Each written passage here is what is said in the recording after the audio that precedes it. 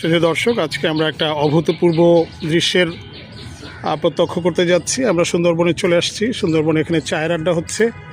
চায়ের আড্ডায় আমরা দেখতে পাচ্ছি বানর আছে, বাঘ আছে, শেয়াল আছে, আর আছে একজন আমাদের সেলিব্রিটি, আমরা সবাই তাকে চিনি। সাত্তার স্যার, কী ব্যাপার? আসসালামু আলাইকুম। এখানে কি হচ্ছে একটু আমাদেরকে বুঝিয়ে বলেন তো। আলহামদুলিল্লাহ, দেখলাম ওনারা চায়ের আড্ডায় আছে, তো ভাবলাম ওদের সাথে একটু অংশ নিয়ে যাই।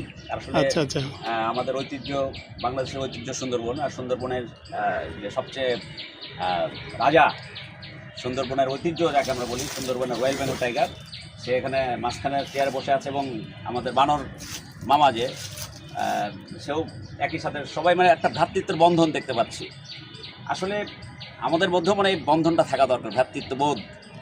এখানে যদিও এগুলো প্রতীকী, তো আসলে এই প্রতীকীটা আমাদেরকে একটা ভালো শিক্ষা কিন্তু দেয় যে আমরা সবাই যদি মিলেমিশে কাজ করতে পারি, তাহলে আমরা আসলে একটা সুন্দর ভবিষ্যৎ আমরা গড়তে পারবো।